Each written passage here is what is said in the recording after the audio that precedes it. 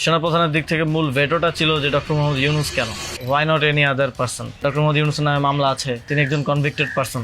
একজন convicted person আসলে কিভাবে একটা দেশের প্রধান উপদেষ্টা হতে পারে? আওয়ামী লীগ একটা লোককে একেবারেই দেখতে পাচ্ছে না, এবং বাংলাদেশে তো আলটিমেটলি 30-40% পিপল আওয়ামী লীগকে সাপোর্ট করে।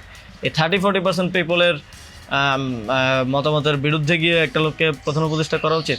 সেনাপ্রধান লাস্ট আমাদেরকে বলেছিল যে আমি বুকে পাথর চাপা দিয়ে এই সিদ্ধান্তটা মেনে নিচ্ছি। আমাদের এই দীর্ঘমেয়াদী পরিকল্পনাটা করতে হতো যে যে যখন থেকে আমরা ফার্ম ছিলাম যে শেখ হাসিনাকে চলে যেতে হবে, তারপরে কি হবে? আমরা তো আর শেখ হাসিনা চলে যাওয়ার পরে দেশটাকে ছেড়ে দিতে পারি না। তো এই জায়গা থেকে আমরা দেখা যায় যে এই চিন্তাটা আস্তে আস্তে আসতে থাকে। কিন্তু ওই সময়টাতে আসলে এটা বিশ্বাস করাও কঠিন ছিল যে 5 তারিখের মধ্যেই হয়তো হয়ে যাবে। আমাদের তো এমনকি সশস্ত্র বা অভ্যুত্থানের প্রস্তুতিও ছিল। 5 তারিখ যদি আমরা সফল না হতাম, হয়তো আমরা অস্ত্র তুলে নেওয়ার ঘোষণা দিতাম। এবং নাহিদ ভাই ভিডিওবার তো রেডি রেখেছিল, আমিও কি ঘোষণা দিব সেটাও রেডি ছিল। তবে এর আগে আমরা এটা অনুভব করি যে পরবর্তীতে আমরা আসলে দেশটার আসলে কি হবে শেখ হাসিনা চলে যাওয়ার পরে। সেই জায়গা থেকে মানে এটা কোনো কালেকটিভ ডিসিশন এরকম ছিল না, এমন না যে আমরা মিটিং করে ডিসিশন নিয়েছি যে ডক্টর ইউনূসকে প্রধান উপদেষ্টা বানানো হবে বা এরকম কিছু। তখন আমার মূলত যোগাযোগ হয় ইয়ের সাথে, যে যোগাযোগ হচ্ছিল আমেরিকান এম্বাসির কয়েকজনের সাথে। এর পাশাপাশি হচ্ছে সাবেক ছাত্রদলের এক বড় ভাই আছেন শামীম ভাই, উনি মিরপুরে অর্গানাইজার হিসেবে খুব ভালো ভূমিকা পালন করছিলেন। তো ওনার সাথে আমার যোগাযোগ হচ্ছিল। উনি মূলত ওনার যোগাযোগটা ছিল মূলত মুশফিকুল ফজল আনসারি ওনাদের সাথে আর কি। তো ওনার মাধ্যমে আমার ডক্টর আলী রিয়াজ, তারপর হচ্ছে বদির আলম মজুমদার স্যারদের সাথে যোগাযোগ হয়। ওনাদের সাথে আমি কথা বলি। 1 তারিখ যখন আমরা আমাদেরকে ডিবি থেকে ছেড়ে দেওয়া হয়, সেদিন প্রাথমিক কথা হয়, কিন্তু 2 তারিখ মূলত আসল কথাবার্তা শুরু হয়। ওনাদের সাথে কথা বলে এবং ওনাদেরকে তখন আমি জিজ্ঞেস করছিলাম যে ডক্টর মোহাম্মদ ইউনূস কি আসবেন কিনা যদি আমরা আহ্বান করি। তো সবার একটা কমন কথা ছিল উনি আসবেন না, কারণ ওনাকে এর আগেও তো অনেকবার চেষ্টা হয়েছে আহ্বান করার। ওই 24-এর নির্বাচনের আগেও একটা আলোচনা ছিল, এবং এর আগেও 19 সালের দিকে একটা আলোচনা ছিল। এর আগেও যখন তত্ত্বাবধায়ক সরকার ছিল তখনও ওনাকে আনার চেষ্টা করা হয়েছিল, বাট উনি সবসময় পলিটিক্যালি থেকে রিফিউজ করেছেন, দূরে থাকতে চেয়েছেন। তো আলী রিয়াজ স্যারও আমাকে বললেন, বদির আলম মজুমদার স্যারও বললেন যে উনি আসবেন না। আরও যাদের সাথে কথা হচ্ছিল উনি রাজি হবেন না, এই ধরনের একটা কথা ছিল। বাট আমি সরাসরি ওনার সাথেই কথা বলতে চাই। এবং তখন হচ্ছে শামীম ভাই আমাকে ওনার বর্তমান যে পিএস সাব্বির ভাইয়ের নাম্বার দেন। তো সাব্বির ভাইয়ের সাথে যোগাযোগ করার পর সাব্বির ভাই আমাকে বলেন যে আমি তো স্যারের সাথে নাই। তো স্যারের সাথে মঈন চৌধুরী নামের একজন তখন স্যারের প্রাইভেট সেক্রেটারি হিসেবে কাজ করছিলেন। তো সাব্বির ভাই আমাকে মঈন চৌধুরীর নাম্বার দেন। মঈন চৌধুরীর সাথে আমি যোগাযোগ করি 2 তারিখ কি 3 তারিখ হবে, এবং ওনার সাথে আমার কথা হয়। এবং উনি তখন বলছিলেন যে স্যারের একটা ছোটো সার্জারি আছে। স্যার তখন ফ্রান্সে ছিলেন। তো সার্জারি আছে, এবং পরবর্তীতে আমি ওনাকে মেসেজগুলো ক্লিয়ার করার চেষ্টা করি যে আমরা চাচ্ছি এমনটা। তো উনি স্যারের সাথে কথা বলেন। স্যার আমাদেরকে পরে একটা মেসেজ পাঠান যে তোমরা যেটা করতেছো আমি তোমাদের সাথে আছি আর কি। এটা হচ্ছে 2 তারিখের দিকে স্যার একটা মেসেজ আমাদেরকে পাঠান থ্রু মঈন চৌধুরী, কিন্তু তখনও কথা হয়নি। স্যারের সাথে আমার প্রথম কথা হচ্ছে, মানে আমি বারবার ইনসিস্ট করছিলাম সরাসরি কথা বলতে, কারণ সবাই অনুৎসাহিত করতেছে যে স্যার আসবেন না, আদার অপশনস দেখার জন্য, প্রধান উপদেষ্টা হিসেবে অন্য কাউকে দেখার জন্য অনেক নামও আসতেছিল, অনেক নামও সাজেশন আসতেছিল। কিন্তু আমার চিন্তাটা ছিল যে আমাদের যে অর্থনৈতিক ভঙ্গুর পরিস্থিতি, তারপরে একটা বিশেষ পরিস্থিতিতে আমরা সরকার গঠন করলে সেটার জাতীয় আন্তর্জাতিক যেই স্বীকৃতির ব্যাপার আছে, এগুলো আসলে ডক্টর মোহাম্মদ ইউনূস ছাড়া পসিবল হবে না। তো সেই জায়গা থেকে আমি বারবার যোগাযোগ করার চেষ্টা করি। পরে মঈন চৌধুরী স্যারের সাথে আমাকে কথা বলিয়ে দেন। সম্ভবত ওনার নাম্বার থেকেই প্রথম কথা বলা হয়, এবং স্যারকে আমি অ্যাপ্রোচ করার পরে স্যার আমাকে বললেন যে আমি হচ্ছে তোমরা অন্য কাউকে ভাবো।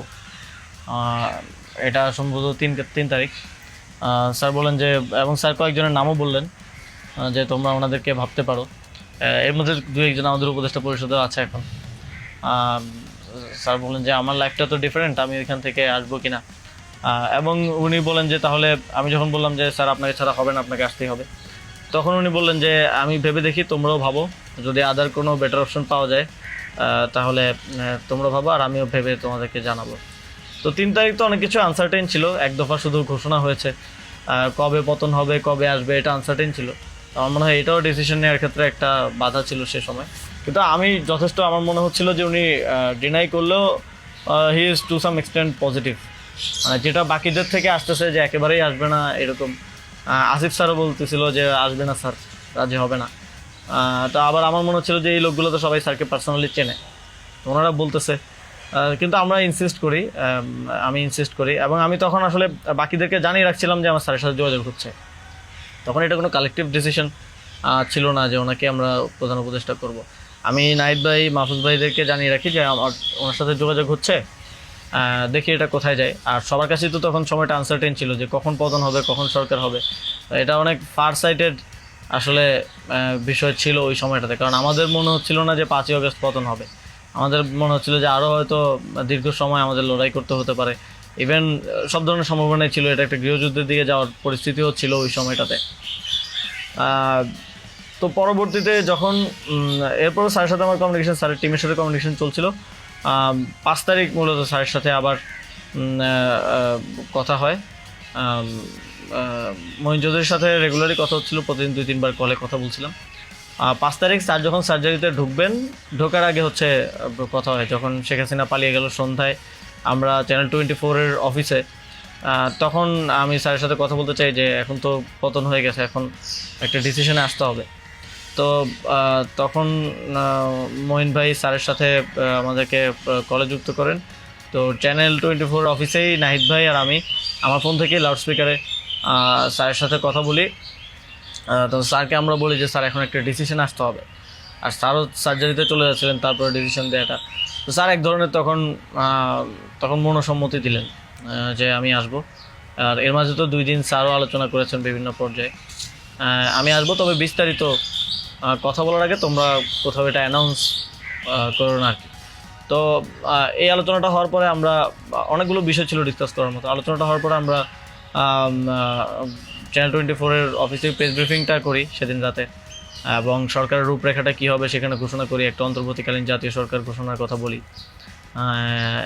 এছাড়াও আরও রূপরেখাগুলো বলি যে রাজনৈতিক অংশগ্রহণ, তারপর সিভিল সোসাইটি, তারপরে অভ্যুত্থানের নেতৃত্বের অংশগ্রহণ, এই পলিসিগুলো আমরা সেখানে ঘোষণা করি। স্যারের নামটা ঘোষণা করা হয়নি। সেদিন রাতে স্যারের সাথে আবার চূড়ান্ত কথা হয়, রাতের আনুমানিক 12:30 থেকে 2টা-2:30 পর্যন্ত, প্রায় 2 ঘন্টা স্যারের সাথে নাহিদ ভাই আর আমার কলে কথা হয়, এবং সেখানে আমরা বিস্তারিত বিভিন্ন বিষয়গুলো আলোচনা করি, এবং স্যারের কিছু কনসার্ন ছিল সেগুলো আমরা ডিসকাস করি যে এটা আবার 1-11 মতো একটা সরকার হবে কি না, মানে আমরা ক্ষমতায় বসবো কিন্তু পেছন থেকে আর্মি আমাদেরকে চালাবে কিনা, অথবা অন্য কেউ আমাদেরকে ডিক্টেট করবে কিনা। স্যারের কনসার্ন ছিল এটা, স্যারের কনসার্ন ছিল যে আমি আসলে আমাকেই স্বাধীনতাটা দিতে হবে, আমি আসলে এটা আর্মি রান করবে কিংবা পেছন থেকে কেউ রান করবে, এটা হলে আমি আসবো না। তো আমরা স্যারকে বলেছি যে আমাদের পজিশনে এটাই, যে গভর্নমেন্ট যদি আমরা ফর্ম করি, গভর্নমেন্ট স্বাধীনভাবে কাজ করতে হবে, এবং এখানে সেনাবাহিনী কিংবা অন্য কোনো অথরিটি যদি হস্তক্ষেপ করতে চায়, সেক্ষেত্রে আমরা মাঠ থেকে সেটাকে চ্যালেঞ্জ করবো আর কি। তো এই ধরনের একটা নিশ্চয়তা স্যারকে আমরা দিই আমাদের এন্ড থেকে। তারপর এক ধরনের কথা হয় যে উপদেষ্টা পরিষদ কেমন হবে, স্যার আমাদেরকে বলেন যে তোমরা ঠিক করো, আর স্যার কিছু সাজেশন দেন। স্যারের টিম থেকে 6 তারিখ সম্ভবত প্রায় 5 তারিখ রাতেই 23-24টা নাম আসে আমার কাছে। তো ওই নামগুলোর সাথে আমরা যে নামগুলো ঠিক করি প্রায় কমন ছিল অনেকগুলো। তারপর আমরা একটা লিয়াজু কমিটি করা হয়, যারা হচ্ছে সকল রাজনৈতিক দলের সাথে আলোচনার ভিত্তিতে একটা উপদেষ্টা পরিষদ গঠন করবে। তো ওই লিয়াজু কমিটির আহ্বায়ক ছিল মাহফুজ ভাই। তো ওনারা কমিউনিকেশন শুরু করে দেয় জামাতের সাথে, বিএনপির সাথে, আরও যারা রাজনৈতিক দল আছে, সিভিল সোসাইটি আছে, তাদের সাথে যোগাযোগের মাধ্যমে সবার থেকে নাম প্রস্তাব আসতে থাকে। কিছু নাম ছিল কমন, আমাদের এখানেও কমন, যেমন কিছু মানুষজন, যেমন সালাউদ্দিন আহমেদ স্যার, উনি তো অর্থনীতিতে বাংলাদেশে মানে এই মুহূর্তে যদি আমরা চিন্তা করি তাহলে ওয়ান অফ দ্য বেস্ট। তো ওনার নামটা সব দিক থেকে আসে। তো এরকম কিছু কমন নাম আসে, আবার কিছু নাম দেখা যায় আমরা ইনক্লুড করি বা কোনো এক পক্ষ থেকে আসে কিন্তু অন্য পক্ষ এটাকে আবার রিফিউজ করে। বিএনপির কিছু নামের ব্যাপারে আপত্তি ছিল, তাদেরকে পরে নেওয়া হয়নি। তো এভাবে একটা মোটামুটি সবার সাথে কনসালটেশনের ভিত্তিতে একটা উপদেষ্টা তালিকা করা হয়। এবং যেদিন স্যার ল্যান্ড করে বাংলাদেশে আসেন 8 তারিখ দুপুরে, আর্মি থেকেও কিছু নাম প্রস্তাব করা হয়। যেটা আমরা একটু প্রায় 5-6টা নাম আমরা একটু ঘেটে দেখলাম যে এই লোকগুলো ওইভাবে সর্বজন গ্রহণযোগ্য না। এবং আরেকটা সমস্যা হচ্ছে তাদের অনেকেরই হয় না যে সফট আওয়ামী লীগ অ্যান্ড আওয়ামী লীগের সিভিল সোসাইটি হিসেবে পরিচিত, অথবা তাদের ব্যাকগ্রাউন্ডটা একজন আর্মি অফিসিয়ালসের নাম ছিল সেখানে, এক্স আর্মি অফিসিয়ালস। তার ব্যাকগ্রাউন্ড আমরা দেখি যে তিনি ইন্ডিয়ায় তিনি 4 বছর ছিলেন এবং 4 বছরে তিনি কয়েকটা কোর্স করেছেন সেখানে। সো আবার ওনার ব্যাপারে জনমত হচ্ছে র কানেক্টিভিটি আছে। তো ওই নামগুলো আমরা কেটে দেই এবং সেখানে আর্মি কিছুটা নাকশ হয় যে এই নামগুলো কেটে দেওয়ার পরে। এবং ওই স্যারের সামনে রেখেই, কারণ স্যার ওই যখন লাউঞ্জ ভিভিআইপি লাউঞ্জে স্যার ছিলেন ইয়াতে এয়ারপোর্টে, তো স্যারের সামনে রেখে আমি আর আসিফ স্যার নামগুলো কেটে দিই যে এই নামগুলো তো আমরা দেই নাই। সেখানে আর্মি চিফও ছিলেন। তো আমাদের ইয়েটা ছিল এটাই যে আগের রাতে আমরা যেটা কথা বললাম যে এই উপদেষ্টা পরিষদে যদি আর্মির লোকজনই বেশি থাকে তাহলে তো এটা দিন শেষে আর্মি ব্যাগড আবার 111 টাইপ গভর্নমেন্টই হচ্ছে। সেই জায়গা থেকে আমরা এই নামগুলো নিতে চাইনি। তবে সেখানে আমরাও যুক্তি দিয়েছি যে কারণ সবার প্রোফাইলটা যখন আমরা একটু ঘাটাঘাটি করেছি দেখেছি সবারই কোনো না কোনো প্রবলেমেটিক এলিমেন্ট সেখানে আছে। হয় তার র কানেক্টিভিটি হিসেবে জনমত আছে, মানুষের মধ্যে গুঞ্জন আছে, অথবা তার আওয়ামী লীগের সিভিল সোসাইটি হিসেবে পরিচিতি আছে। তো এই ধরনের একটা বিষয় ছিল ওই 5-6টা নামের মধ্যে, যে কারণে আমরা সবগুলো নামই প্রায় কেটে দিই। শুধু একটা নাম আমরা রেখেছিলাম সিএসটি উপদেষ্টা যিনি আছেন, কারণ আমাদের কাছে মনে হচ্ছে ওইটা সেন্সিটিভ জায়গা এবং দেশের এরকম একটা ট্রানজিশন টার্মাল সিচুয়েশনে যেহেতু আর্মি পুরোপুরি আমাদের পার্বত্য অঞ্চলের সমস্যাগুলো ডিল করে, তো সেখানে তাদের কথাটা রাখা উচিত। সেই জায়গা থেকে ওনার নামটা আমরা রাখি, শুধু আর্মির প্রপোজাল থেকে বাকিগুলো কেটে দেওয়া হয়। তো এভাবেই একটা এবং এছাড়াও আরেকটা ইয়ে ছিল যে 6 তারিখ আর্মির সাথে আমাদের একটা বৈঠক হয়, 3 বাহিনী প্রধান তারপর রাষ্ট্রপতি, প্রায় 4 ঘন্টার একটা বৈঠক হয়। যেটার মূল কথাটা ছিল যে সেনাপ্রধানের দিক থেকে মূল ভেটোটা ছিল যে ডক্টর মোহাম্মদ ইউনূস কেন, why not any other person.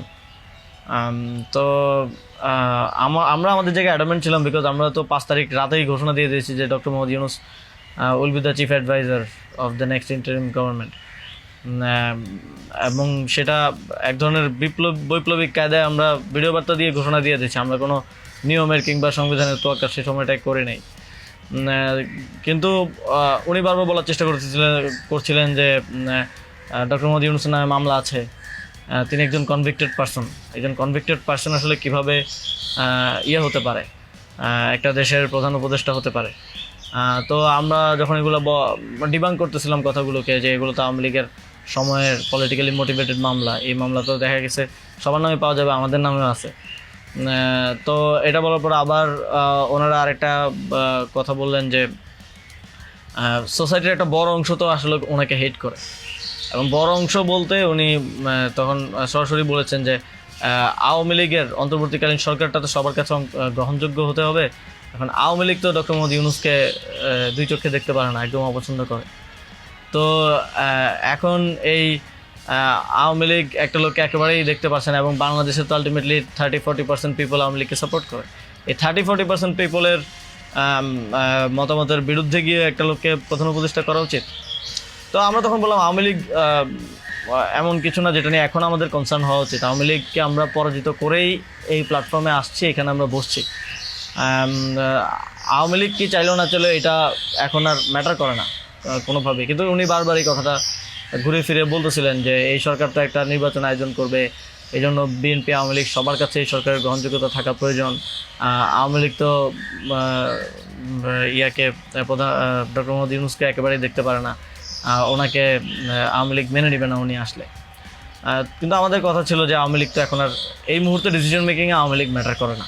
এটা গণহত্যা ঘটনার পরে সে কি ভাবলো বা তার কি পজিশন, দ্যাট ডাজন্ট ম্যাটার। এরপরও ওনারা নানা ধরনের যুক্তি দিতে পারে এবং শেষে 4 ঘন্টা এই বিষয়ের উপরে ডিসকাশন হয়। 4 ঘন্টা, আধা ঘন্টা হয়তো অন্যান্য ইস্যুস নিয়ে ডিসকাস হয়েছিল, বাট 4 ঘন্টা প্রায় 3.5 ঘন্টা এই ইস্যু নিয়ে ডিসকাস হয়। তো এখানে আসছিলাম আমি, নাহিদ ভাই, মাহফুজ ভাই আর নাসির ভাই। আর বাকি আমাদের সাথে যারা ছিল তারা বাইরে অপেক্ষা করছিল। আসিফ স্যার ছিল, তারপরে তানজিমুদ্দিন স্যারও ছিল, আরও সমন্বয়িকা ছিলেন আরও 10-12 জন, সবাই বাইরে অপেক্ষা করছিল আর কি এই 4 ঘন্টা। তো তারা বারবার 2বার হচ্ছে বিরতি দিয়ে আমাদেরকে আবার ভাবতে বলে আবার চলে যেত, আবার এসে আবারও একই জায়গা থেকে কথা শুরু করতো। মানে আমরা বুঝতে পারছিলাম যে ডক্টর মোহাম্মদ ইউনূসকে এখানে এস্টাবলিশমেন্ট কোনোভাবেই চাচ্ছে না। আর আমাদের কথা ছিল আমরা ঘোষণা দিয়ে দিছি, এবং আমরা এক ধরনের হুমকি সুরে সেখানে বলি যে যদি এটা রাষ্ট্রীয়ভাবে না হয়, যদি রাষ্ট্রপতি ঘোষণা না দেয় ডক্টর মোহাম্মদ ইউনূসকে প্রধান উপদেষ্টা হিসেবে, তাহলেও আমাদের কিছু যায় আসে না, কারণ আমরা অলরেডি ঘোষণা দিয়ে দিয়েছি। আমরা আমাদের তৈরি করা উপদেষ্টা পরিষদ নিয়ে শহীদ মিনারে গিয়ে শপথ নিব। এই হুমকিটা দেওয়ার পরে তারা একটু মানে নড়েচড়ে বসে এবং তারা গিয়ে রাষ্ট্রপতির সাথে ডিসকাস করে আসে। এবং সেনাপ্রধান লাস্ট আমার মনে পড়ে আমাদেরকে বলেছিল যে আমি বুকে পাথর চাপা দিয়ে এই সিদ্ধান্তটা মেনে নিচ্ছি।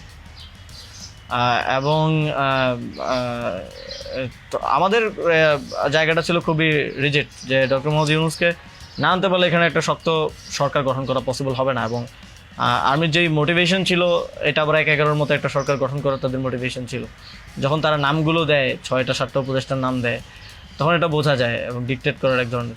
তো আমরা যদি এখানে অন্য কাউকে নেই যার পার্সোনালিটি এত স্ট্রং না, তাহলে আলটিমেটলি আমরা আসলে অন্য কারো দ্বারাই পরিচালিত হব, ড্রিভেন হব। এই সরকারটা আত্মনির্ভরশীল একটা স্বতন্ত্র সরকার হতে পারবে না।